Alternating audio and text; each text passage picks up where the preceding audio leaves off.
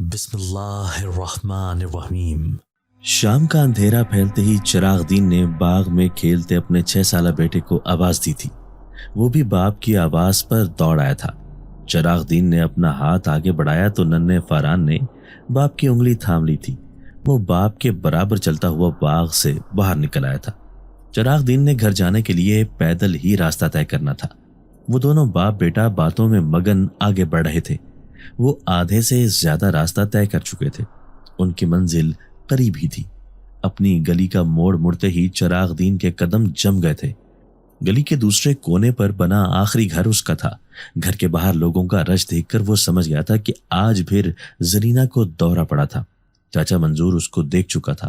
وہ اب ہاتھ ہلا کر چراغ دین کو اپنی طرف بلا رہا تھا۔ وہ آگے نہیں بڑھنا چاہتا تھا۔ وہ جس تکلیف سے مسلسل 4 سالوں سے گزر رہا تھا، اب وہ اس سے دور بھاگنا چاہتا تھا۔ ننھا فاران سر اٹھا کر ساکت کھڑے باپ کو دیکھ رہا تھا۔ شاید وہ باپ کے راستے میں رکنے پر حیران تھا۔ چراغ دین کی نظر فاران کے معصوم چہرے پر ٹک گئی تھی۔ وہ جیسے یکایک ہوش میں آیا تھا۔ فاران کی انگلی تھامے وہ آگے بڑھا تھا۔ فاران کی صورت پر نظر پڑتے ہی اس میں ہمت اور طاقت نئے سرے سے بھر گئی تھی۔ محلے والے اسے آتا دیکھ کر پیچھے ہٹ گئے تھے۔ وہ کسی سے بھی بات کیے بنا گھر میں داخل ہو گیا تھا۔ وادی گلاف اپنے حسن کی بدولت بے پناہ مشہور تھی۔ یہاں اتنی زیادہ آبادی نہیں تھی، تاہم یہاں کا نظام جاگیر دارانہ تھا۔ یہ علاقہ کافی رقبے پر پھیلا ہوا تھا۔ یہاں چاروں موسم اپنی شان دکھانے جلوہ گر ہوتے تھے اور ہر موسم میں وادی اپنی خوبصورتی پر نازاں دکھائی دیتی تھی۔ چراغ دین کے آباء و اجداد بھی یہیں رہائش پذیر تھے۔ وہ لوگ برسا برس سے یہاں رہ رہے تھے۔ اس وادی کی زمین اس قدر زرخیز تھی کہ یہاں پر ہر قسم کے پھل اور پودے وافر مقدار میں پھلتے پھولتے تھے۔ یہاں کے زیادہ تر لوگوں کا پیشہ اسی زمین سے جڑا ہوا تھا۔ لوگ مختلف قسم کے پھلوں اور پھولوں کی بوائی کرتے اور انہیں بڑے شہر لے جا کر فروخت کر دیا کرتے تھے۔ چراغ دین علاقے کے سردار کے باغات میں رکھوالی کا کام کیا کرتا تھا۔ اس کا باپ بھی یہی کام کرتا تھا۔ وہ چھوٹا سا اپنے باپ کے ساتھ دور دراز جگہوں پر بنائے گئے باغوں کی رکھوالی کرنے جایا کرتا تھا۔ وقت کے ساتھ ساتھ درخت اور پودے قدرے کم ہو گئے تھے۔ بدلتے وقت کے ساتھ لوگوں نے اپنی زمینوں پر رہائشی ہوٹل اور دکانیں کھڑی کر لی تھی، تاہم ابھی بھی کچھ باغات موجود تھے۔ اس کے باپ کی موت تک وہ خود بھی بہت کچھ سیکھ چکا تھا، لہٰذا اس نے اپنے باپ کے کام کو بخوبی سنبھال لیا تھا۔ وادی گلاف میں بہار اپنے جوبن پر تھی۔ دور دور تک ہریالی ہی ہریالی تھی۔ جہاں تک نظر ٹکی وہ رنگ برنگے پھول اور پودے آنکھوں کو خیرہ کر رہے تھے۔ ٹھنڈی ٹھنڈی ہوائیں ماحول کو مزید خوشگوار بنا رہی تھیں۔ وہ بس کی کھڑکی سے باہر کے نظارے کرنے میں مشغول تھا۔ اس کا دل خوشی سے لہک رہا تھا۔ اس وادی سے اس کی انسیت بہت پرانی تھی۔ اس کے ماں باپ ہجرت کرنے سے پہلے اسی وادی میں آباد تھے۔ وہ دوسرے علاقے میں اتنے سال گزار کر بھی اسی علاقے کو نہیں بھولا تھا۔ وہ بھول بھی نہیں سکتا تھا کیونکہ وہ جاتے ہوئے اپنا دل تو یہیں چھوڑ گیا تھا۔ نگینہ اس کے بچپن کی ساتھی تھی۔ دراصل وہ اس کے جرائم کی پوری شراکت دار تھی۔ وہ مالٹے کے باغات سے مالٹے چراتا تو وہ اپنا دوپٹہ پھیلا کر کھڑی ہو جاتی۔ آموں کے درختوں سے پتھر مار کر کچی کیری توڑنا تو وہ چادر پھیلائے کھڑی رہتی۔ وہ ایک بار جب پکڑے جانے کے بالکل قریب تھے تو اس نے ایسی دوڑ لگائی تھی کہ وہ خود بھی اسے بھاگتے دیکھ کر حیران رہ گیا تھا۔ وہ اسے بھی بہت پیچھے چھوڑ گئی تھی اور وہ دونوں اپنے بھاگنے پر کتنی دیر ہنستے رہے تھے۔ ماضی کی یاد آتے ہی اس کے لبوں پر مسکراہٹ ابھر آئی تھی۔ اس کے ساتھ موجود رستم نے ڈرائیور کو بس بڑی سڑک پر روکنے کا اشارہ دیا تھا۔ بس رکی تو وہ دونوں نیچے اترے تھے۔ بس آگے بڑھ چکی تھی۔ وہ دونوں بس سے اتر کر پیدل ہی آگے بڑھ گئے تھے۔ فرحان رستم کو اپنے پرانے گھر کی طرف لے گیا تھا، جہاں وہ اپنی ماں اور بابا کے ساتھ بچپن میں رہا کرتا تھا۔ گھر کی حالت کافی ابتر تھی، مگر اسے یہیں رہنا تھا۔ اس نے لکڑی کے دروازے پر ہاتھ سے ہلکا سا دباؤ ڈالا تو وہ چڑچڑاہٹ کی آواز کے ساتھ کھلتا چلا گیا۔ وہ اندر داخل ہوا تو اسے اپنی ماں کی چیخوں کی آواز سنائی دی تھی۔ اس نے دونوں ہاتھ اپنے کانوں پر رکھ لیے تھے۔ اس نے اپنی زندگی کے جتنے خوشگوار لمحے اس وادی میں گزارے تھے، اتنی ہی اذیت ناک لمحے بھی اس کے ماضی کی یادوں کا حصہ تھے۔ فرحان کو اپنے گھر کی صفائی ستھرائی کرتے 2 دن لگ چکے تھے۔ اس کا دوست رستم گھر سیٹ کروا کر واپس جا چکا تھا۔ وہ نگینہ کی تلاش میں اس کے گھر گیا تھا، مگر اس کا گھر بند پڑا تھا۔ نہ جانے وہ کب یہ گھر چھوڑ کر جا چکے تھے۔ اس کی ماں کی مبہوم سی یاد اس کے ذہن میں تھی۔ اس کی ماں بہت پہلے فوت ہو چکی تھی۔ ابا جب تک زندہ رہا اس نے فاران کو اس وادی کا رخ نہیں کرنے دیا تھا۔ فاران کو پھولوں اور پودوں سے عشق تھا۔ اس نے بہت پہلے ہی اپنے باپ کا پیشہ اپنا لیا تھا۔ وہ چونکہ زیادہ تر وقت اپنے باپ کے ساتھ ہی گزارتا تھا، لہٰذا وہ بہت چھوٹی سی عمر میں ہی باغبانی سیکھ چکا تھا۔ وہ ہمیشہ سے ہی اپنے علاقے میں واپس آنا چاہتا تھا۔ اسے جلد ہی سردار کے انار کے باغات میں رکھوالی کا کام مل گیا تھا۔ وہ باغات میں اپنے کام میں مصروف تھا کہ اسے اپنے پیچھے پائل کی چھنکار سنائی دی تھی۔ وہ سمجھا کہ نگینہ اس سے ملنے چلی آئی تھی۔ اس کے چہرے پر مسکراہٹ آ گئی تھی۔ اس نے پلٹ کر پیچھے دیکھا، دور دور تک کوئی نہیں تھا۔ وہ حیران تھا، پائل کی آواز تو اسے بالکل اپنے قریب سے سنائی دی تھی۔ وہ سر جھٹک کر دوبارہ سے اپنے کام میں مصروف ہو گیا تھا۔ وہ رات کو مٹر گشت کرنے کے لیے گھر سے باہر نکلا تھا۔ سردی کی راتوں میں علاقہ سر شام ہی سنسان ہو گیا تھا۔ اسے اپنے پیچھے پھر اسی پائل کی آواز سنائی دی تھی جو وہ صبح باغ میں سن چکا تھا۔ وہ حیران ہوتے ہوئے پیچھے کی طرف پلٹا تھا۔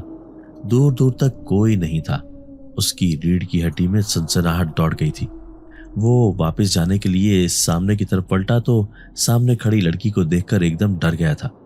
اس کے سامنے ایک بہت ہی خوبصورت لڑکی کھڑی تھی۔ اس کے لمبے سیاہ بال اس کے شانوں پر پھیلے ہوئے تھے۔ چاند کی روشنی میں اس لڑکی کا چہرہ جگمگا رہا تھا۔ وہ سکتے کے عالم میں اسے دیکھ رہا تھا۔ وہ لڑکی اس کی طرف دیکھ کر مسکرائی تو اسے کچھ حوصلہ ہوا تھا۔ میرا نام مہر بانو ہے، میں یہاں قریب ہی رہتی ہوں۔ وہ بولی تو اس کی آواز کی جلترنگ چار سو پھیل گئی تھی۔ میں فاران ہوں، میں ابھی کچھ دن ہی ہوئے قریبی علاقے سے آیا ہوں۔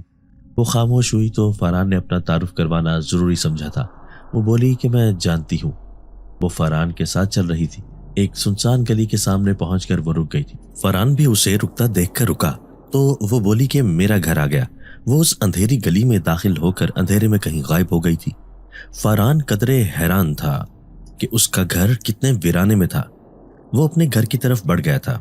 مہر بانو کوئی انسان نہیں بلکہ ایک جن زادی تھی جس کا انار کے درخت پر بسیرا تھا۔ وہ فاران کے بچپن سے ہی اس پر عاشق تھی۔ ننھا منا فاران جب باپ کی انگلی پکڑے باغ میں داخل ہوتا تو بڑا ہی بھلا لگتا تھا۔ اس کا باپ باغ میں کام کرتا تو فاران یہاں سے وہاں بھاگتا پھرتا رہتا تھا۔ وہ کبھی تتلیوں کے پیچھے بھاگتا تو کبھی سر شام اڑتے جگنوؤں کو پکڑنے کی کوشش کرتا۔ وہ فاران کی معصومیت پر فدا ہو گئی تھی۔ فاران کو وہ سب سے بڑا انار کا درخت بے حد پسند تھا جس پر بڑے بڑے انار لٹکے ہوتے تھے۔ وہ اکثر اس درخت کے نیچے جا کر کھڑا ہوتا اور اوپر لٹکے اناروں کو دیکھتا۔ وہ جنزادی فاران کے لیے کبھی مٹھائی تو کبھی کوئی چاکلیٹ درخت کے پاس رکھ دیا کرتی تھی۔ فاران مزے سے وہ چیزیں اٹھا کر کھا لیا کرتا تھا۔ اس نے اپنے باپ کو بتایا تھا کہ ایک درخت ایسا بھی ہے جو پھلوں کے ساتھ ساتھ مٹھائی اور چاکلیٹ بھی دیتا ہے، تو اس کا باپ کہکا لگا کر ہنس دیتا تھا۔ چراغ دین گھر میں داخل ہو کر سب سے پہلے زرینہ کے کمرے کی طرف بڑھا تھا۔ کمرے میں گھپ اندھیرا تھا۔ وہ واپس پلٹ کر صحن میں لٹکی لالٹین اتار لایا تھا۔ اس نے کمرے میں قدم رکھا تو اسے زرینہ کی آواز سنائی دی تھی۔ وہ غصے میں بھری حلق سے آہ کی آوازیں نکال رہی تھی۔ چراغ دین کی اس پر نظر پڑتے ہی اس کے رونگٹے کھڑے ہو گئے تھے۔ وہ چارپائی پر بیٹھی تھی جبکہ اپنی گردن پیچھے کی طرف لٹکا کر چارپائی سے جوڑی ہوئی تھی۔ وہ اپنی سرخ آنکھوں سے چراغ دین کو گھور رہی تھی۔ چراغ دین کی ریڑھ کی ہڈی میں سنسناہٹ دوڑ گئی تھی۔ وہ دعاؤں کا ورد کرتا آگے بڑھا تھا۔ وہ زرینہ کو اس حالت میں نہیں چھوڑ سکتا تھا۔ وہ خود کو اور باقیوں کو نقصان پہنچا سکتی تھی۔ وہ اپنے ساتھ زرینہ کی دوائی لایا تھا۔ وہ زرینہ کے سامنے چارپائی پر بیٹھ گیا تھا۔ زرینہ اپنا سر چارپائی سے اٹھا کر سیدھا کر چکی تھی۔ اس نے چمچے میں دوائی ڈالی اور شیشی نیچے زمین پر رکھ دی تھی۔ زرینہ نے ایک لمحے کے لیے بھی اس پر سے اپنی نظر نہیں ہٹائی تھی۔ اس نے دوائی کا چمچ زرینہ کے آگے کیا تھا۔ لو دوا پی لو، وہ بولا تو زرینہ نے زوردار ہاتھ چمچ پر مارا تھا۔ دوائی چمچے سمیت نیچے جا پڑی تھی۔ چراغ دین اس حملے کے لیے تیار تھا۔ اس نے دوائی کی شیشی اٹھائی اور اس بار شیشی کے ڈھکن میں ہی کچھ دوائی پلٹ لی تھی۔ زرینہ نے اس بار دوائی پر حملہ کرنے کے بجائے چراغ دین پر حملہ کر دیا تھا۔ چراغ دین اس بار تیار نہیں تھا۔ وہ خود کو بچانے کی حتی الامکان کوشش کر رہا تھا، مگر زرینہ کے تیز ناخنوں سے وہ کافی زخمی ہو گیا تھا۔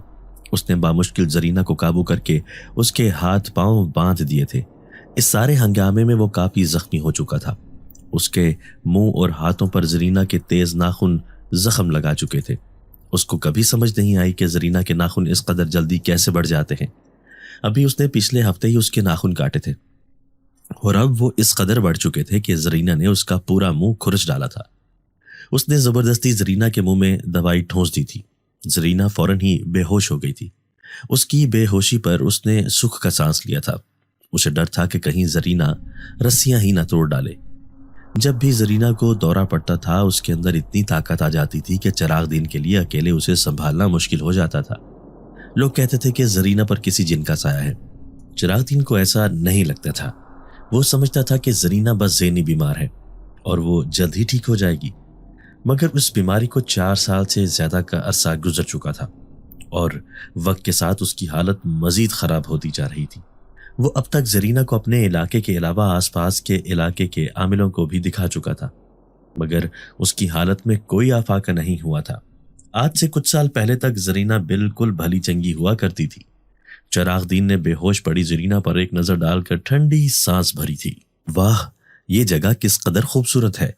سفید شلوار قمیض پر بڑا سا دوپٹہ اوڑھے زرینہ اپنے دونوں ہاتھ پھیلا کر گول گھومتے ہوئے چراغ دین سے کہہ رہی تھی۔ اس کے پیچھے چلتا ہوا چراغ دین اس کی بات سن کر مسکرا دیا تھا۔ زرینہ اور وہ خالہ زاد تھے۔ ان کی آپس کی بات بچپن سے طے تھی۔ زرینہ کسی اور گاؤں میں رہا کرتی تھی۔ زرینہ کی ماں کو جب بھی فرصت ملتی وہ اپنی بہن سے ملنے چلی آتی تھی اور زرینہ اس کے ہمراہ لازمی ہوتی۔ اسے اپنی خالہ کا یہ علاقہ بہت پسند تھا۔ وہ بھی پھولوں اور پودوں کی شیدائی تھی۔ وہ چراغ دین کے ساتھ وادی کی سیر کرنے نکل جاتی تھی۔ چراغ دین اسے ہر جگہ گھماتا پھراتا تھا۔ کبھی اسے دریا کنارے لے جاتا تو کبھی ندی کے پیچھے بنے بڑے بڑے میدانوں میں، اور وہ موسم اور ماحول کی خوشگواری دیکھ کر مزید خوش ہو جایا کرتی تھی۔ چراغ دین ابھی 20 برس کا ہی ہوا تھا کہ اس کا اور زرینہ کا نکاح سادگی سے کر دیا گیا تھا۔ وہ اپنے باپ اور چاچا کے ساتھ اپنی خالہ کے گھر موجود تھا۔ سب بزرگ خوشی سے اسے ہمیشہ شاد رہنے کی دعائیں دے رہے تھے۔ وہ زرینہ کو پا کر بہت مسرور تھا۔ زرینہ اس کے بچپن کی منگیتر اور محبت تھی۔ اس نے زندگی میں جو چاہا اسے مل گیا تھا۔ رخصتی کے وقت زرینہ ماں کے گلے لگ کر روئی تھی۔ وہ آج کے بعد زرینہ کی آنکھ میں کبھی آنسو نہیں آنے دے گا۔ اس نے خود سے عہد کیا تھا۔ زرینہ اور اس کی شادی کو 1 سال کا عرصہ گزرا تو اللہ نے انہیں ایک بیٹے سے نوازا تھا۔ وہ دونوں بہت ہی اپنی قسمت پر شاداں تھے۔ فاران 2 سال کا تھا جب زرینہ کو پہلا دورہ پڑا تھا۔ چراغ دین اپنا کام نپٹا کر گھر میں داخل ہوا تو ہر طرف بکھری چیزیں دیکھ کر حیران رہ گیا تھا۔ کمرے کی ہر چیز ٹوٹی ہوئی تھی۔ لالٹین کے ٹوٹے شیشے سے زرینہ اپنے آپ کو بری طرح زخمی کر چکی تھی۔ وہ زمین پر بے ہوش پڑی تھی۔ وہ اندر کا منظر دیکھ کر غش کھانے کے قریب تھا کہ اسے فاران کے رونے کی آواز سنائی دی تھی۔ شاید وہ سو کر بھی ابھی اٹھا تھا۔ یہ شکر تھا کہ فاران بالکل صحیح سلامت تھا۔ اس نے زرینہ کو بمشکل اٹھا کر چارپائی پر ڈالا تھا۔ کچھ ہی دیر میں اس کا ابا اور چچا بھاگے آئے تھے۔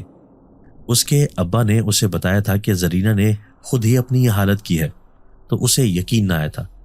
اس کا ابا اسے قابو نہ کر پایا تو چاچا منظور کو بلانے بھاگا تھا، جب تک زرینہ بے ہوش ہو چکی تھی۔ زرینہ ایسے کیسے کر سکتی تھی؟ وہ اپنے ہی باپ کو شک بھری نظروں سے دیکھ رہا تھا۔ زرینہ کو ہوش آیا تھا۔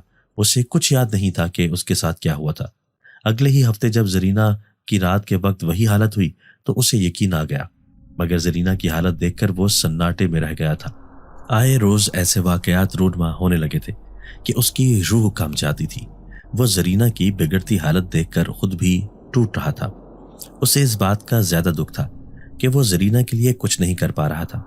زرینہ کی ماں کا انتقال ہوا تو وہ زرینہ کی حالت کے پیش نظر اسے ماں کے جنازے پہ بھی نہ لے جا سکا تھا۔ باپ تو اس کا بہت پہلے ہی انتقال کر چکا تھا۔ زرینہ کی ماں کئی دفعہ اسے اپنے ساتھ لے جانے آئی تھی، مگر زرینہ نے ہر باری جانے سے انکار کر دیا تھا۔ اس کا کہنا تھا کہ وہ اس گھر سے نہیں جا سکتی تھی، وہ مر کر ہی گھر سے نکلے گی۔ چراغ دین کی ماں کا بہت پہلے انتقال ہو گیا تھا۔ لوگ کہا کرتے تھے کہ اس پر بھی بھوت پریت کا سایہ تھا۔ اس وقت بہت چھوٹا تھا، اسے اپنی ماں کی کوئی بات بھی یاد نہیں تھی۔ لوگ تو یہ بھی کہا کرتے تھے کہ ان کے خاندان کی ہر نسل کی ایک عورت پر بھوت پریت کا سایہ لازمی ہوتا تھا، یعنی چراغ دین کے آباء و اجداد صدیوں سے اس مسئلے کا شکار تھے۔ چراغ دین کی دادی، پھر چراغ دین کی ماں اور اب اس کی بیوی زرینہ بھی آصف کے سائے کے زیر اثر تھی، مگر چراغ دین نے لوگوں کی باتوں پر کان دھرنا چھوڑ دیے تھے۔ لوگوں کا کیا تھا؟ لوگ تو اس کے خاندان کے بارے میں اور بھی کئی قسم کی باتیں کیا کرتے تھے۔ لوگ تو یہ بھی کہا کرتے تھے کہ اس کے پردادا کے دادا نے کسی جنزادی کو اپنے قبضے میں کرنے کی کوشش کی تھی۔ وہ اپنی کوشش میں کامیاب تو نہ ہو سکے تھے، تاہم اس جنزادی کی اس جنگ میں موت واقع ہو گئی تھی۔ جب سے اس جنزادی کے خاندان کے جن چراغ دین کے خاندان کی عورتوں پر قبضہ کر لیا کرتے اور ان کو موت کی نیند سلا دیا کرتے تھے۔ یہ باتیں اس کی اور زرینہ کی شادی سے پہلے بھی زبان زد عام تھیں، مگر چراغ دین ان باتوں کو کان پر سے مکھی کی طرح اڑا دیا کرتا تھا۔ اب جبکہ زرینہ خود اس مسئلے کا شکار ہو چکی تھی، چراغ دین ابھی بھی ان باتوں پہ یقین نہیں کرنا چاہتا تھا۔ ایسا نہیں ہو سکتا تھا، یہ ممکن نہیں تھا۔ وہ خود کو تسلی دیتا، وہ بظاہر اپنے آپ کو بہت مضبوط ظاہر کرتا تھا، پر وہ بے حد خوفزدہ تھا۔ وہ زرینہ کو کھونے سے ڈرتا تھا۔ اگر زرینہ کو کچھ ہو گیا تو وہ کیا کرے گا؟ اور فاران ماں کے بنا کیسے جیے گا؟ ننھے فاران کے بارے میں سوچتا تو اس کی روح کانپ جاتی تھی۔ چراغ دین نے خود ماں کے بغیر زندگی گزاری تھی۔ وہ نہیں چاہتا تھا کہ اس کی طرح اس کا بیٹا بھی ماں کی ممتا سے محروم رہے۔ وہ سب صحن میں چارپائی بچھا کے سو رہے تھے۔ پچھلے کچھ ہفتوں سے اس کے ابا کی طبیعت کافی خراب تھی۔ وہ قریبی ہسپتال سے ابا کی دوائی لے آیا تھا۔ چراغ دین ابا کے برابر چارپائی پر سو رہا تھا۔ اچانک اس کی آنکھ کھلی تو وہ منڈیر پر کھڑی زرینہ کو دیکھ کر حیران رہ گیا تھا۔ زرینہ کے لمبے بال بکھر کر اس کے دونوں شانوں پر بکھرے ہوئے تھے۔ اس کی آنکھوں کی وحشت اور سفیدی چراغ دین اتنی دور سے بھی بآسانی دیکھ سکتا تھا۔ زرینہ نے اسے اپنی طرف دیکھتا پا کر اپنا ہاتھ آگے کیا تو چراغ دین کے حلق سے چیخ نکل گئی تھی۔ اس نے اپنے ہاتھ میں 2 سالہ فران کو ایسے لٹکایا ہوا تھا جیسے قصائی مرغی ذبح کرنے کے لیے اسے دڑبے سے پکڑ کر باہر نکالتا ہے۔ چراغ دین کو سمجھ نہ آئی کہ وہ کیا کرے۔ اگر وہ بھاگ کر اوپر جاتا ہے تو کہیں زرینہ فران کو نیچے نہ پھینک دے، یہ سوچ کر وہ منڈیر کے نیچے کھڑا ہو گیا اور ابا کو آوازیں دینے لگا۔ ابا کی آنکھ کھلی تو وہ بھی پریشان ہو گیا۔ وہ بھاگ کر محلے والوں کو بلا لایا تھا۔ کچھ لوگ اوپر پہنچے اور کچھ نیچے کھڑے ہو گئے۔ اتنی دیر میں زرینہ بچے کو نیچے پھینک چکی تھی۔ نیچے موجود لوگوں نے بچے کو پکڑ لیا تھا۔ بچہ محفوظ ہوا تو وہ زرینہ کی طرف بھاگا تھا، مگر وہ اس کے پہنچنے سے پہلے ہی چھلانگ لگا چکی تھی۔ نیچے موجود لوگوں نے اسے بھی پکڑنے کی کوشش کی تھی، اس لیے وہ زیادہ چوٹ آنے سے محفوظ رہی تھی۔ سخت سردی میں لاپرواہی برتنے کا نتیجہ اس کے سامنے تھا۔ وہ بخار میں تپ رہا تھا۔ وہ آج باغ میں بھی نہ جا سکا تھا۔ اسے عجیب بے چینی ہو رہی تھی۔ پودوں سے ایک دن کی دوری بھی اسے برداشت نہیں تھی۔ اس نے خراب طبیعت کے باوجود دن میں کئی بار اٹھنے کی کوشش کی تھی، مگر وہ ہر بار ناکام رہا تھا۔ اس نے سر گھما کر دائیں طرف لگی گھڑی میں وقت دیکھا تھا۔ رات کے 12 بج رہے تھے۔ اس نے صبح سویرے قریبی ڈسپنسری جانے کا سوچا تھا۔ فی الحال اس کے پاس بخار کی کوئی دوائی نہیں تھی۔ نہ جانے کب اس کی آنکھ لگ گئی تھی۔ وہ اپنے خواب میں مہربانوں کی پائل کی آواز سن رہا تھا۔ آواز اس کے قریب آتی جا رہی تھی۔ مہربانوں نے اس کے ماتھے پہ ہاتھ رکھ دیا تھا۔ اس نے اپنی آنکھیں کھولنے کی کوشش کی مگر وہ کھول نہ پایا تھا۔ مہربانوں نے اسے شانوں سے پکڑ کر اٹھایا اور اس کے ہاتھ پہ دوائی رکھ کر پانی کا گلاس اسے پکڑایا تھا۔ اس نے گولی حلق میں اچھال کر پانی کا گلاس انڈیل لیا تھا۔ مہربانوں نے اسے واپس لیٹنے میں مدد کی تھی۔ صبح اس کی آنکھ کھلی تو وہ بالکل ٹھیک تھا۔ اس کا بخار اتر چکا تھا۔ وہ خود کو کافی تازہ دم محسوس کر رہا تھا۔ اس نے ڈسپنسری جانے کا ارادہ ملتوی کر دیا اور باغ میں جانے کی تیاری کرنے لگا۔ اسے اپنا رات کا خواب یاد آیا جو اس نے مہربانوں کے متعلق دیکھا تھا۔ وہ سر جھٹک کر ہنس دیا تھا۔ وہ جوتے پہن کر باہر نکلنے کے لیے کھڑا ہوا تو اسے دوائی کا خالی پیکٹ نظر آیا جو اسے رات کو مہربانوں نے خواب میں کھلائی تھی۔ وہ پیکٹ پکڑے بے حد حیران تھا۔ ہو سکتا تھا کہ یہ باہر سے ہوا کے ساتھ اٹھ کر آ گیا ہو۔ وہ اپنی سوچ پر مطمئن ہو کر باہر نکل گیا تھا۔ وہ باغ میں پہنچا تو مہربانوں پہلے سے ہی وہاں موجود تھی۔ وہ اسے دیکھتے ہی اس کی طبیعت کے بارے میں پوچھنے لگی تھی۔ وہ حیران ہوا تھا کہ مہربانوں کو اس کی خراب طبیعت کے بارے میں کیسے پتہ چل گیا تھا۔ تم کل آئے نہیں تو مجھے اندازہ ہو گیا تھا۔ مہربانوں اس کے چہرے پر حیرانی دیکھ کر خود ہی بول پڑی تھی۔ اب مہربانوں ہر روز ہی باغ میں موجود ہوتی وہ باغ میں کام کیا کرتا اور مہربانوں سے تکتی رہتی تھی۔ اس کی باغ سے واپسی پر مہربانوں اس کے ساتھ ہو لیتی اور اسی اندھیری گلی میں مڑ کر غائب ہو جایا کرتی تھی۔ اب تو اسے بھی مہربانوں کی عادت ہو گئی تھی۔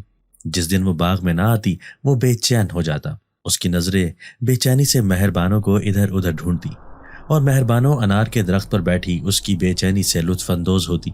وہ اپنے کام میں اتنا غرق ہو گیا تھا کہ وہ بالکل بھول چکا تھا کہ اسے نگینہ کو تلاش کرنا تھا۔ ایک دن باغ سے واپسی پر اس نے اپنے گھر کے سامنے حبیب چاچا کو کھڑے دیکھا تو اسے نگینہ کو تلاش کرنے کے لیے اپنے مقصد کے بارے میں یاد آیا۔ حبیب چاچا اپنے کسی کام کے سلسلے میں وادی میں آئے تو انہیں کسی سے معلوم ہوا کہ فرحان واپس آ چکا ہے۔ وہ فرحان سے ملنے اس کے گھر چلے آئے تھے۔ وہ خوشی سے ان کو لپٹ گیا تھا۔ اماں کی بیماری کے دوران ابا اکثر اسے حبیب چاچا کے ہاتھ چھوڑ دیا کرتے تھے۔ وہ اور نگینہ مل جاتے تو جی بھر کر شرارتیں کرتے اور حبیب چاچا اور ان کی بیوی ان دونوں کو دیکھ کر مسکراتے رہتے تھے۔ اس نے چاچا سے نگینہ کے بارے میں پوچھا تھا۔ نگینہ کے ذکر پر چاچا کچھ چپ سا ہو گیا تھا۔ چاچا جاتے ہوئے اسے اپنا پتہ دے گیا تھا۔ اس نے کہا تھا وہ وہیں اسے تفصیل سے بات کرے گا۔ وہ چاچا کی خاموشی پر کچھ بے چین تھا۔ کہیں انہوں نے نگینہ کی شادی تو نہیں کر دی تھی؟ پتہ قریبی علاقے کا ہی تھا۔ وہ اپنی بے چینی کو کم کرنے کے لیے اگلے دن ہی وہاں جا پہنچا تھا۔ دروازہ نگینہ نہیں کھولا تھا۔ وہ اسے دیکھتے ہی پہچان گئی تھی اور اس کی آمد پر بے انتہا خوش تھی۔ اس نے وقت ضائع کیے بغیر نگینہ کو اپنی آمد کا مقصد بتا دیا تھا۔ وہ نگینہ کی رائے جاننا چاہتا تھا۔ نگینہ کے جواب نے اسے بے حد مطمئن کر دیا تھا۔ اس نے چھوٹی عمر میں ہی فرحان کو اپنا ساتھی چن لیا تھا۔ وہ خود تو بڑی ہو گئی تھی مگر اپنے بچپن کے ساتھی کو نہیں بھولی تھی۔ وہ آج بھی فرحان کو اپنے ساتھی کے طور پر سوچا کرتی تھی۔ وہ چچا حبیب اور چاچی کے سامنے بیٹھا نگینہ کا ہاتھ مانگ رہا تھا۔ اسے یاد تھا کہ جب وہ دونوں چھوٹے تھے تو ایک دن ابا اور چچا نے بھی بیٹھ کر ان دونوں کی آپس میں شادی کی بات کی تھی۔ وہ دونوں اپنی دوستی کو رشتہ داری میں بدلنا چاہتے تھے۔ ابا تو نہیں رہا تھا پر ابا کی خواہش تب سے ہی اس کی اپنی خواہش بھی بن چکی تھی اور وہ جانتا تھا کہ چاچا حبیب اور نگینہ کی بھی یہی خواہش تھی۔ مگر چاچا حبیب کا جواب سن کر وہ سناٹے میں رہ گیا تھا۔ انہوں نے اس کی اور نگینہ کی شادی سے صاف انکار کر دیا تھا۔ کچھ دیر تو وہ بول ہی نہ پایا تھا۔ پھر اس نے ہمت جمع کر کے چاچا سے انکار کی وجہ دریافت کی تھی۔ چراغ دین کو کسی عامل کے بارے میں معلوم ہوا تھا جو اس کے علاقے سے کافی دور تھا، مگر چراغ دین کے لیے امید کی ایک کرن تھا۔ اس کے علاقے سے اس شہر کا سفر 2 دن کا تھا، پر چراغ دین نے طے کیا تھا کہ چاہے کچھ بھی ہو جائے وہ زرینہ کو وہاں ضرور لے جائے گا۔ اب تک چراغ دین زرینہ کو بے ہوشی کی دوا دیتا آیا تھا۔ اس دوا کے بغیر زرینہ کو قابو کرنا بے حد مشکل تھا۔ زرینہ کی جسمانی کمزوری بھی بڑھتی جا رہی تھی۔ وقت پر مناسب غذا نہ لینے کے سبب اس کی ہڈیاں باہر نکلتی محسوس ہوتی، جبکہ وہ زیادہ تر بے ہوشی کی دوا کے زیر اثر ہوتی۔ اس کی آنکھوں کے گرد حلقے بے حد واضح ہو چکے تھے۔ ابا کی موت کے بعد سے چراغ دین بالکل ٹوٹ گیا تھا۔ ابا ہر وقت دعائیں پڑھ پڑھ کر زرینہ پر پھونکتا رہتا تھا، جس سے اس کی طبیعت کافی حد تک سنبھلی رہتی تھی، مگر ابا کے بعد اس کے دورے مزید بڑھ گئے تھے۔ وہ اکیلا زرینہ کو سنبھالتا ہلکان ہو چکا تھا۔ پہلے وہ فرحان کو بھی بے فکری سے ابا کے پاس چھوڑ جاتا تھا، اب اسے فرحان کو بھی اپنے ساتھ لے جانا پڑتا۔ کبھی کبھار وہ فرحان کو ذرا فاصلے پر رہنے والے حبیب چچا کی بیگم کے پاس چھوڑ جایا کرتا تھا۔ وہ زرینہ کو اپنے ساتھ اس عامل کے پاس لے جانے کی پوری تیاری کر چکا تھا۔ انہیں اگلی صبح سویرے ہی وہاں سے نکلنا تھا۔ اسے بس صبح ہونے کا انتظار تھا۔ رات کو زرینہ کو دورہ پڑ چکا تھا۔ وہ زمین پر آلتی پالتی مار کر بیٹھ کر گردن کو دائیں سے بائیں ہلائے جا رہی تھی، جبکہ اس کے منہ سے خوفناک آوازیں نکل رہی تھی۔ چراغ دین بے ہوشی کی دوا کی طرف بھاگا تھا۔ وہ دوا اٹھا کر زرینہ کی طرف پلٹا تھا۔ زرینہ کی آنکھوں سے نکلتی سرخ شعاعیں وہ واضح دیکھ سکتا تھا۔ اسے اپنی آنکھوں پر یقین نہیں آ رہا تھا۔ شعاعیں عین اس کے ہاتھ میں پڑی دوائی پر پڑی تھی۔ شیشی گر کر چکناچور ہو گئی تھی۔ نہیں جا سکتی، نہیں جا سکتی، اس علاقے سے باہر نہیں جا سکتی۔ چراغ دین نے اس کے الفاظ پر غور کیا تو اس کی روح لرز گئی تھی۔ زرینہ نے اپنا ہی گلا دونوں ہاتھوں سے پکڑ لیا تھا۔ وہ اپنے ہاتھوں سے اپنا گلا گھونٹ رہی تھی۔ چراغ دین نے اس کے ہاتھ سے اس کا گلا چھڑوانے میں اپنی پوری قوت لگا دی تھی، مگر وہ ناکام رہا تھا۔ زرینہ کے ایک ہی جھٹکے پہ وہ اڑتا ہوا سامنے دیوار سے جا ٹکرایا تھا۔ زرینہ کا سانس رک چکا تھا۔ وہ ایک جانب لڑک گئی تھی۔ اس کی سفید آنکھیں اوپر کی جانب ساکت ہو چکی تھی۔ محلے کے سبھی لوگ زرینہ کے جنازے میں شامل تھے۔ محلے کے بزرگ اپنی پیشن گوئیاں سچ ثابت ہونے پر پریشان تھے، جبکہ باقی لوگ سنی سنائی کہانیوں پر یقین کر چکے تھے۔ چچا حبیب کو بھی واقعات کی بھنک پڑ گئی تھی۔ دبے لفظوں میں باتیں کرنے والے آج سرعام بول رہے تھے۔ لوگوں کو پورا یقین آ گیا تھا کہ اس خاندان کی کوئی بھی عورت نہیں بچے گی۔ چچا حبیب اسے اس کے ماں باپ کی زندگی کے حقیقی داستان سنا کر خاموش ہو گیا تھا۔ وہ حیران پریشان ساری داستان سن رہا تھا۔ چاچا کے مطابق اس کی شادی جس بھی لڑکی سے ہوگی وہ بھی اسی عذاب سے گزرے گی جس سے اس کی ماں اور اس کی دادی گزر چکی تھی۔ لہٰذا وہ نہیں چاہتے تھے کہ وہ نگینہ سے شادی کرے، بلکہ ان کا کہنا تھا کہ اسے کبھی کسی سے شادی نہیں کرنی چاہیے۔ وہ ان کی بات سن کر سخت تعجب کا شکار تھا، جبکہ نگینہ اپنے باپ کی بات سے متفق نہیں تھی۔ اس کا کہنا تھا کہ یہ بھوت پریت پہلے زمانے کی باتیں ہیں، جبکہ اس سب کا حقیقت سے کچھ لینا دینا نہیں۔ وہ چچا حبیب کے گھر سے مایوس ہو کر پلٹ آیا تھا۔ اس کی ماں کی بیماری کے متعلق جو کچھ انہوں نے کہا تھا وہ بالکل سچ تھا، مگر نسل در نسل جنات کے آسیب والی بات پر اس کو یقین نہیں آیا تھا۔ وہ اگلے دن باغ میں پہنچ کر اپنے کام میں مصروف ہو گیا تھا۔ آج مہربانو نہیں آئی تھی۔ اس نے مہربانو کے متعلق سوچا تو اسے پائل کی جھنکار سنائی دی۔ پائل کی آواز بالکل اس کے قریب آ گئی تھی۔ اس نے مڑ کر دیکھا تو مہربانو کو خود کے قریب کھڑے پایا اور اپنا کام ختم کر کے واپسی کے لیے پلٹا تو مہربانو اس کے ساتھ ہولی تھی۔ اس نے مہربانو سے سوال کیا تھا کہ کیا اسے جنات اور بھوت پریت پر یقین تھا؟ مہربانو اس کے سوال کے جواب میں زور سے ہنس دی تھی۔ وہ اس کی خوبصورت ہنسی کی وجہ سے 400 بجنے والے جل ترنگ میں کھو گیا تھا۔ میں ہمیشہ سے نگینہ سے شادی کرنا چاہتا تھا۔ رات کو مہربانو اس کے خواب میں آئی تو اس نے اپنا راز دل اس پر کھول کر رکھ دیا تھا۔ وہ بڑی مایوسی سے آنکھوں میں درد بھرے اسے بتا رہا تھا وہ بھی مجھ سے شادی کی خواہش مند تھی۔ وہ مزید گویا ہوا تھا، مگر چاچا حبیب وہ بس بہانے ڈھونڈ رہا ہے۔ مہربانو نے گہری نظر اس پر ڈالی تھی اور سرگوشی میں اس کے کان میں بولی تھی، مجھ سے شادی کرو گے؟ اس نے بغیر سوچے سمجھے اپنا سر اس بات میں ہلا دیا تھا۔ ٹھیک ہے، میں کل آؤں گی تم سے شادی کرنے، تم تیار رہنا، یہ کہہ کر مہربانو چلی گئی تھی۔ اگلے دن مہربانو اس کو باغ میں کہیں دکھائی نہیں دی تھی، مگر وہ خواب سارا دن اس کے ذہن میں چلتا رہا تھا۔ وہ رات کو سونے کے لیے لیٹا تو نیند اس کی آنکھوں سے کوسوں دور تھی۔ اسے مہربانو کی آواز سنائی دی تھی جو سرگوشی میں اسے سونے کے لیے کہہ رہی تھی۔ اس نے اپنی آنکھیں بند کر لی تھی۔ وہ خواب میں کسی بہت خوبصورت محل میں موجود تھا۔ اس کے ارد گرد بہت لمبے لمبے لوگ موجود تھے جنہوں نے مختلف قسم کے زیورات زیب تن کر رکھے تھے، مگر ان سب کے چہروں پر کالے رنگ کے گھونگھٹ پڑے ہوئے تھے۔ وہ آمنے سامنے رکھی کرسیوں پر بیٹھے تھے، جبکہ آمنے سامنے کی کرسیوں کے بیچ میں گزرنے کے لیے راستہ موجود تھا۔ وہ آگے بڑھا تو سب لوگ اس کا استقبال کرنے کے لیے اپنی جگہ سے اٹھ کر کھڑے ہو گئے تھے۔ اس کا رخ سامنے پڑے صوفے کی طرف تھا جس پر کوئی لڑکی سفید کپڑے پہنے چہرے پر بڑا سا سفید گھونگھٹ لٹکائے بیٹھی تھی۔ وہ سب کے بیچ میں سے گزر کر سامنے رکھے صوفے پر اس لڑکی کے برابر جا کر بیٹھ گیا تھا۔ نگینہ، اس کے لبوں سے نگینہ کا نام نکلا تھا۔ اسے پوری امید تھی کہ گھونگھٹ اوڑھے وہ لڑکی نگینہ ہی تھی۔ ان لمبے آدمیوں نے اپنی رسموں کا آغاز کیا تھا۔ کچھ رسموں کے بعد اس کے سامنے ایک ٹرے کر دی گئی تھی جسے سرخ کپڑے سے ڈھانپا گیا تھا۔ اس نے کپڑا اٹھایا تو اس کے نیچے 2 سنہری کڑے رکھے ہوئے تھے۔ اس نے ایک کڑا اٹھا کر اپنی دلہن کے ہاتھ میں پہنا دیا تھا، جبکہ اس کی دلہن نے دوسرا کڑا اٹھا کر اس کے ہاتھ میں پہنا دیا تھا۔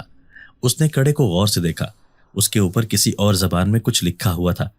اسے کڑے کو غور سے دیکھتا پا کر وہ لڑکی بولی تھی کہ اس پر تمہارا اور میرا نام لکھا ہے۔ وہ مہربانو کی آواز تھی۔ مہربانو کی آواز سن کر وہ چونک گیا تھا۔ صبح اس کی آنکھ کھلی تو کافی دیر اپنے خواب کے بارے میں سوچتا رہا تھا۔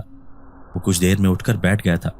بستر سے اٹھنے کے لیے کھڑے ہونے لگا تو اس کی نظر اپنے ہاتھ میں موجود سنہری کڑے پر پڑی جس پر کسی اجنبی زبان میں لکھے کچھ الفاظ جگمگا رہے تھے۔ وہ باغ میں پہنچا تو اسے مہربانو دکھائی دی۔ وہ انار کے درخت کے نیچے کھڑی تھی۔ آج اس نے رنگ برنگے کپڑے پہنے ہوئے تھے، جبکہ اس کے ہاتھ بھی چوڑیوں سے بھرے ہوئے تھے۔ وہ ہمیشہ کی طرح خوبصورت دکھائی دے رہی تھی۔ وہ اس کے حسن میں کھو گیا تھا۔ وہ یک ٹک اس کو دیکھ رہا تھا۔ اسے کوئی ہوش نہیں رہا تھا کہ وہ کون تھا اور وہ اس کے ارد گرد کیا ہو رہا تھا۔ وہ مہربانو پر نظر جمائے ساکت کھڑا تھا۔ اس کے کندھے پر کسی نے ہاتھ رکھا تو وہ ہوش کی دنیا میں آیا تھا۔ اس نے پلٹ کر ہاتھ رکھنے والے کی طرف دیکھا۔ وہ باغ کا مالک اور علاقے کا سردار تھا۔ وہ اس سے باغ کی نگہداشت کے متعلق سوال کر رہا تھا۔ اس نے جواب دیتے ہوئے کنکھیوں سے سامنے موجود انار کے درخت کی جانب دیکھا تھا، جہاں کچھ دیر پہلے مہر بانو کھڑی تھی۔ وہ وہاں پر موجود نہیں تھی۔ وہ شام کو گھر میں داخل ہوا تو پورا گھر کھانے کی خوشبو سے مہک رہا تھا۔ وہ غیر یقینی انداز میں باورچی خانے کی طرف بڑھ گیا تھا۔ مہر بانو کھانے کی میز سجائے اس کے انتظار میں تھی۔ تم یہاں کیا کر رہی ہو؟ اسے دیکھ کر وہ حیران ہو گیا تھا۔ مہر بانو نے اس کی بات کا کوئی جواب نہیں دیا تھا۔ اس نے کھانے پر پڑا ہوا کپڑا ہٹایا اور اسے کھانے کا اشارہ کیا۔ وہ چپ چاپ کھانا کھانے بیٹھ گیا تھا۔ کھانا بے حد لذیذ تھا۔ وہ اپنی انگلیاں چاٹتا رہ گیا تھا۔ کھانے سے فارغ ہو کر ہاتھ پہنچتے ہی اس نے سامنے بیٹھی مہر بانو پر نگاہ ڈالی تھی۔ وہ تھوڑی پر ہاتھ رکھے اسے ہی دیکھ رہی تھی۔ وہ اس کے بازو پر پڑے اس سنہری کڑے کو دیکھ کر چونک گیا تھا، جس پر اجنبی زبان میں لکھے کچھ الفاظ جگمگا رہے تھے۔ وہ سخت الجھن کا شکار تھا۔ ایک جنزادی اور انسان کی شادی کس طرح ممکن تھی؟ وہ جانتا تھا کہ وہ مہر بانو کے زیر اثر تھا، اسی لیے وہ اس علاقے سے نکل آیا تھا۔ اس کا رخ حبیب چاچا کی طرف تھا۔ اس نے مہر بانو کے ہاتھ میں وہ کڑا دیکھ کر اس سے سوال کیا تھا کہ وہ کون تھی۔ مہر بانو نے بھی اسے صاف بتا دیا کہ وہ ایک جنزادی تھی جس کی فرحان سے شادی ہو چکی تھی۔ اس کے دماغ میں شدید درد اٹھا تھا اور وہ بے حد خوفزدہ ہو گیا تھا۔ مہر بانو اس کی سوچ پڑھ سکتی تھی۔ اس نے فرحان کو یقین دلایا تھا کہ فرحان کو اس سے ڈرنے کی ضرورت نہیں ہے، وہ فرحان کو کوئی نقصان نہیں پہنچائے گی۔ فرحان نے خود کو مزید کچھ سوچنے سے روکا تھا اور چپ چاپ بستر پر لیٹ گیا تھا۔ صبح ہوتے ہی وہ اس علاقے سے نکل آیا تھا۔ حبیب چاچا اسے دوبارہ دیکھ کر خوش ہوئے تھے، جبکہ وہ خوشی کا اظہار بھی نہ کر پایا تھا۔ وہ اپنے باپ کے اس علاقے کو چھوڑنے کے متعلق مزید تفصیل جاننا چاہتا تھا۔ چراغ دین اپنی بیوی کو دفنا کر آنسو بہاتا گھر آ گیا تھا۔ اس کا 9 سالہ بیٹا اس کے ساتھ تھا۔ وہ اپنے بیٹے کو روزانہ ہی اس کی ماں کی قبر پر لے جایا کرتا تھا۔ فرحان کی 10ویں سالگرہ کے موقع پر بھی وہ اسے اس کی ماں سے ملوانے لے گیا تھا۔ قبرستان سے نکلتے ہوئے چراغ دین اپنے پیچھے آتی گاڑی نہ دیکھ سکا تھا۔ گاڑی اس کے سر پر پہنچی تو وہ گھبرا گیا تھا۔ اس نے فرحان کو زور کا دھکا دے کر ایک طرف کیا اور خود گاڑی کی زد میں آ گیا تھا۔ ڈرائیور نے گاڑی روکنے کی پوری کوشش کی تھی، مگر چراغ دین کو ٹکر لگ گئی تھی۔ وہ سڑک پر زخمی پڑا تھا، جبکہ گاڑی والا ٹکر مار کر فرار ہو چکا تھا۔ فرحان کو کچھ سمجھ نہ آ رہا تھا کہ وہ باپ کی کس طرح مدد کرے۔ وہ باپ کے پاس بیٹھا رو دیا تھا۔ اس کی نظر سامنے رکھے بینچ پر پڑی تو اسے کچھ چیزیں دکھائی دی جو چراغ دین کے بہتے خون کو روکنے میں معاون ثابت ہو سکتی تھی۔ وہ بھاگ کر وہ چیزیں اٹھا لایا تھا۔ اس نے چراغ دین کے بہتے زخم کے گرد کپڑا لپیٹ دیا اور اس کو سہارا دے کر اٹھایا تھا۔ چراغ دین اس کے ننھے ہاتھوں میں موجود طاقت محسوس کر کے حیران تھا۔ وہ سمجھ گیا تھا کہ کوئی تھا جو اس ننھے بیٹے کے ہمراہ تھا۔ وہ اس قدر خوفزدہ تھا کہ وہ اگلے دن زخمی حالت میں ہی اپنا بے حد ضروری سامان اٹھا کر فرحان کو لے کر ہمیشہ کے لیے وہ علاقہ چھوڑ گیا تھا۔ وہ اپنی بیوی کے بعد اپنے اکلوتے بیٹے کو نہیں کھونا چاہتا تھا۔ وہ جاتے ہوئے حبیب کو بھی مل کر نہ گیا تھا۔ ایک دن حبیب کی دوسرے علاقے میں اس سے ملاقات ہوئی تو اس نے حبیب کو اپنے اچانک وہاں سے چلے جانے کی وجہ بتائی۔ ان کے چلے آنے کے بعد حبیب کا بھی اس وادی میں دل نہ لگا تو چند سالوں بعد وہ بھی وہاں سے کوچ کر گیا تھا۔ وہ چچا حبیب کے ساتھ اسی عامل کے پاس جانا چاہتا تھا جس کے پاس اس کے بابا اس کی ماں کو لے کر جانا چاہتے تھے۔ چچا حبیب اس کا ساتھ دینے کو تیار تھے۔ وہ دونوں صبح سویرے ہی روانہ ہو چکے تھے۔ وہاں پہنچنے میں انہیں 2 دن لگ گئے تھے۔ آج وہ عامل بابا اس شہر میں موجود نہیں تھے، لہٰذا انہیں مزید انتظار کرنا پڑا تھا۔ اگلے دن ان کے بہت سے مرید ان کی خدمت میں حاضری دینے کے لیے صبح سویرے ہی موجود ہوئے تھے، مگر عامل بابا نے سب سے پہلے فرحان اور چچا حبیب کو بلاوا بھیجا تھا۔ وہ عامل بابا کے حجرے میں داخل ہوئے۔ سفید لمبی داڑھی باریش بزرگ کو دیکھ کر انہیں اطمینان ہوا تھا۔